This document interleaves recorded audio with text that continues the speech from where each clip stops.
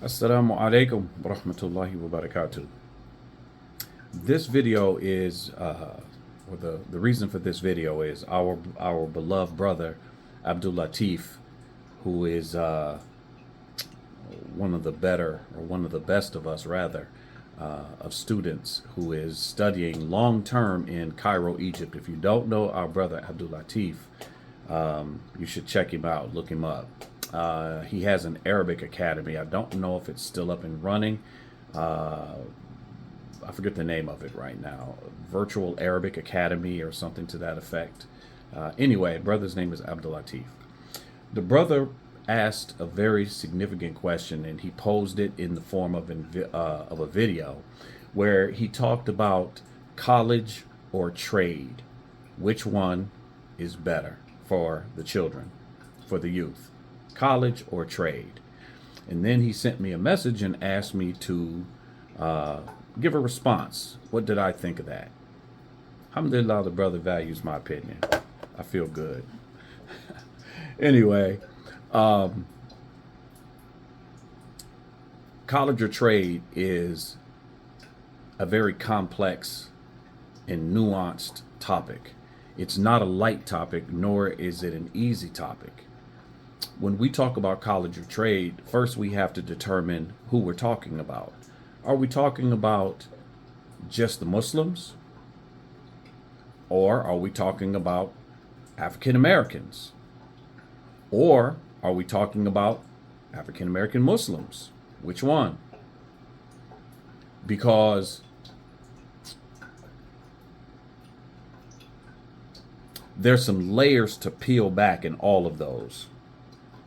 So when we talk about college or trade, let's sort of walk it back a little bit. Booker T. Washington, he believed that the best interests of black people in the post-Reconstruction era could be realized through education in the crafts and industrial skills. So Booker T. Washington was more along the lines of trade. We should learn a trade. We should pick up a trade. A trade in our community is very, very important, because having a skill that is almost always in need in a society sets the child or the youth up to be able to always provide for themselves, because there's always going to be a need for their service. It also opens them up to entrepreneurship. I do believe that we need to focus on ownership of things, not just getting a degree and then going to, or a trade and then go work for somebody, maybe to get some real life field experience. But I think the end goal should be to own a company. If you are a plumber, work toward owning your own plumbing company, being a contractor, you getting the money. The other thing with trades that I always tell people when I speak to the youth is that if you're going to be a carpenter, if you're going to be a mechanic, if you're going to be, a plumber, mechanic, whatever, strive to become a master mechanic, a master plumber.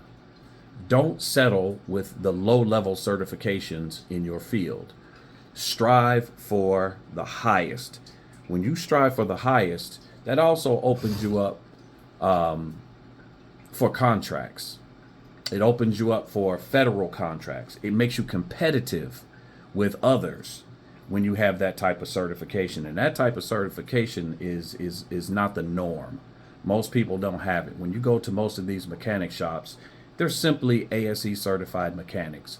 But when you are a master mechanic, you have more leeway obviously to demand more money. You can write your own ticket with that certification. So with any of the trades, go for the highest certification or level that's available. And then at some point, be looking toward ownership, to own your craft. Own your craft. W.E.B. Du Bois believed that education should teach people how to live, not just how to work. So we're talking about education that's applicable, application or education that you can actually use to sustain yourself, to provide for yourself, to provide for your family, and provide a service for your community. Frederick Douglass, he believed that education was the key to freedom and equality for black people. He believed that literacy was the door to knowledge and empowerment. So those are the three, I want to say the big three intellectuals, academics, that a lot of our history, be it educationally or through revolution or anything, is built off of them. You always hear about those big three. So I thought it was important to sort of highlight what their opinions were, what they thought of it. Prophet Muhammad sallallahu alaihi wasallam, he taught us that we are the ummah that is balanced. We are the ummah wasita, that takes the middle course, that's balanced. We don't go to extreme one way or the other. So let's just say you're building a community and everyone goes to college. Everyone becomes a professional, a doctor, an engineer, a physicist, a biologist, a lawyer, whatever the case may be. And your pipes burst in your house. Your pipes burst in your house. You're going to call the lawyer to come fix it? You're going to call the physicist to come fix your pipes? Are you going to call the doctor to come build you a deck on the back of your house? You know, if you want to expand, build some equity in your home by building a deck, you're going to call the attorney or the doctor to come do that? No, you're not. You're going to call the person who specializes in that. Your pipes burst, you want a plumber. You want, in addition to your home, some type of a deck or gazebo or whatever, you're going to call a carpenter. You're going to call somebody who has this skill set. Point being, trade school and college and those people who are skilled and are certified and are official on both sides of that are equally important. Likewise, that plumber, his child gets sick, is he going to take his child to the carpenter? Is he going to take his child to the electrician? No, he's going to take himself or his child to the doctor. He gets into legal trouble. Is he going to go to the electrician? No, he's going to go to the lawyer. My point is, again, there has to be that balance. When we talk about nation building or building a community, you need both of those skill sets, both of those, people who are competent in professional settings as well as the hands-on trade settings.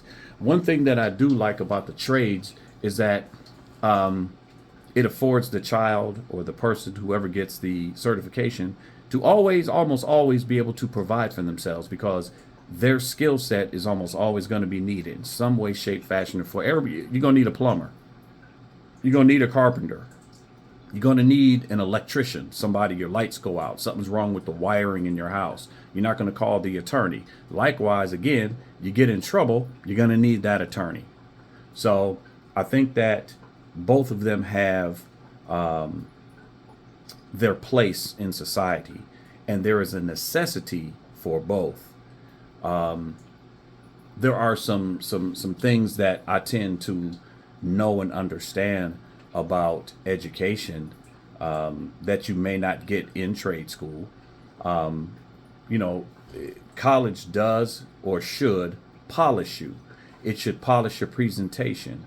It should polish your vocabulary. It should polish the way you present, the way you talk, the way you dress, the way you can articulate, build your social capital, your cultural capital. That is what higher education does. Higher education doesn't necessarily make you smarter, although that could be debated. It definitely gives you a higher level or a more polished approach to dealing with society, if that makes sense.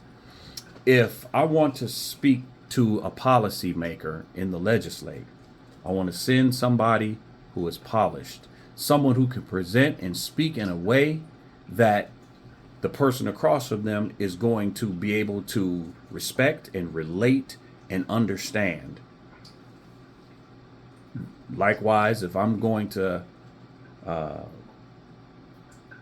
have somebody build a deck, I'm going to grab the person that is most qualified for that. So each skill set has a purpose, serves a purpose for nation building. College, there's so many different ways to get an education now. I think oftentimes people get bogged down with, oh, you're going to get $500,000 in loan money. You're going to be in debt. You're going to be, not necessarily. There's so many different ways to go to school. There's scholarships. There's Pell Grants. It's so many different ways to go to school that you don't have to, tie a noose around your neck, a financial noose, in order to get an education. That's back in the day. That's not necessarily the truth now. You also, when you talk about college, you want to choose something that's going to pay off in the end. Yes, I have a college degree in medieval, romantic, vampire, gothic romance stories. What are you going to do with that? But if you go and you have a degree in business, you have a degree in finance, you have a degree in economics, you have a medical degree, a Juris Doctorate, you have an MBA, you have a degree in mathematics, organizational leadership, you have a degree that the society has a need for your skill set, for your knowledge. So if you send your child to school, to college, if that's the way that child leans, then make sure that they choose something that they're not just passionate about, because that child may be passionate about, gothic, romantic, vampire stories or something. That child may be passionate about that, but that's not going to put money in their pocket, more than likely. So you have to make sure that you choose something that has a financial end that is sustainable, something that's going to be able to help you pay your bills and take care of what you need to take care of. The trades almost speak for themselves. The trades are going to generate money because it's a tangible skill set. I need a plumber. I need an electrician. I need a carpenter. I need a mechanic for my car, for my truck, for my plane, for my helicopter. And you have that certification and that experience. That one is a little bit easier, I think. Meaning you can pinpoint the trajectory of that field, of the median income of that particular field. It can be tracked and traced.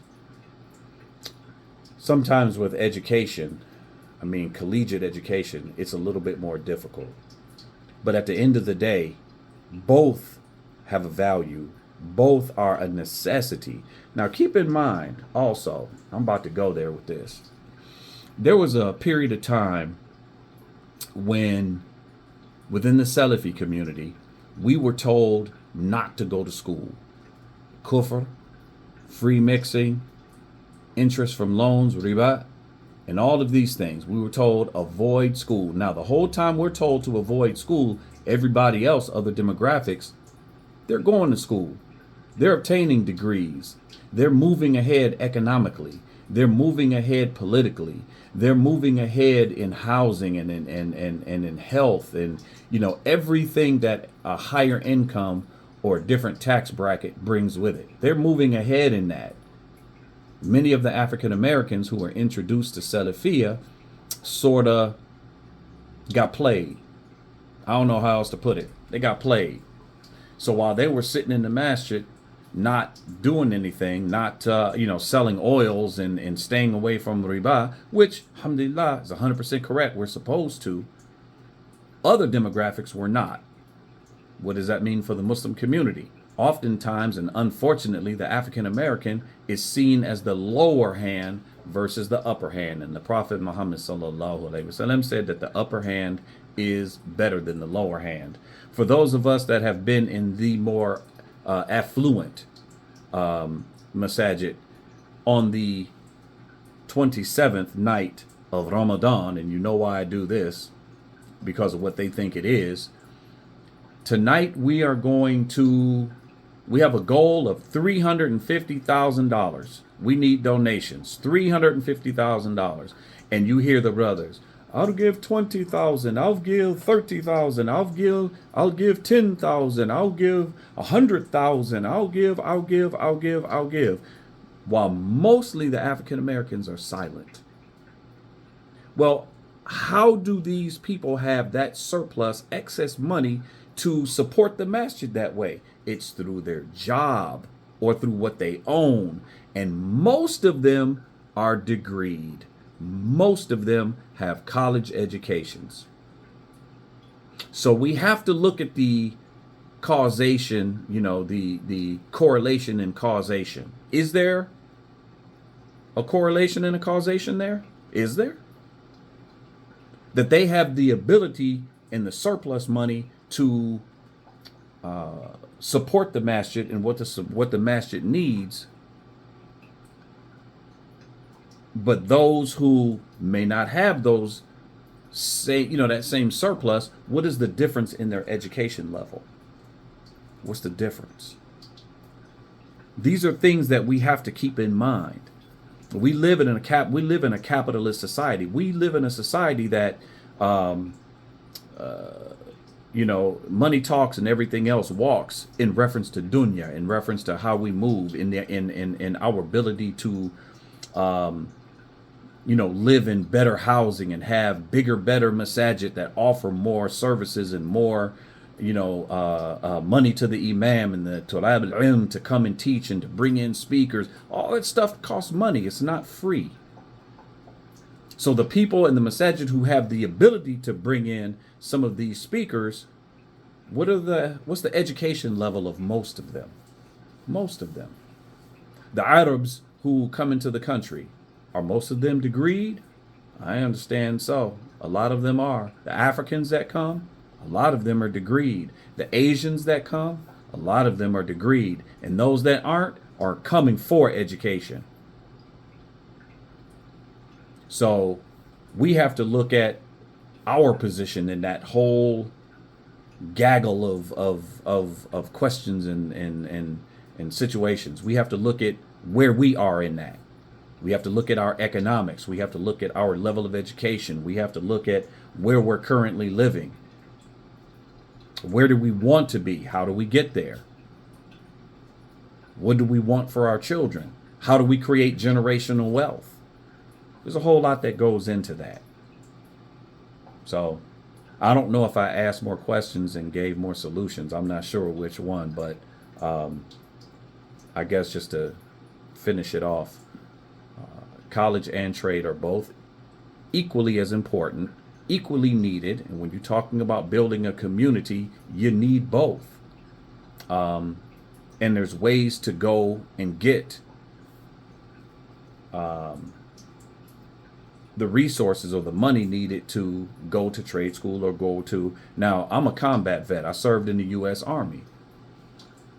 For those that are veterans, I have something for you too. If you are a veteran and you're trying to go to school and you're trying to get a free education, and I'll sort of preface it with this, you were active duty and you are service connected. If you were in the military, you probably would know what that means. Send me a message and I can tell you what you need to do in order to get your money up, to have your school financed or your trade school, whatever, doesn't matter. So hopefully that's clear. Hopefully that makes sense. I'm going to post this video on my page and I'm going to send it to the brother as well. If anyone, if you agree, disagree, I'd like to know. Let me know. I enjoy the conversation. Like the video, subscribe to the video, share the video, because I think it's an important topic. And I really only touched with African Americans. I didn't touch on the Muslim community as a whole, because I do believe that the African American Muslim community, or well, African American community in general, and the African American Muslim community in general, have some specific challenges that are derived from their history, that come from their history in America and everything that they had to deal with from the beginning all the way up to now, systemically and institutionally, and how that affects our growth, how that affects our ability to have knowledge of how money works, and housing and education and all these things. So all of that stuff is important. Like, subscribe, share, and I'm going to post this on Abdulatif's YouTube channel as a response to what he said. So I appreciate everyone listening. I appreciate your attention to this topic, and please let me know what you think. Barakallahu fikum. Wa jazakum Allahu khairan. Assalamu alaikum wa rahmatullahi wa barakatuh.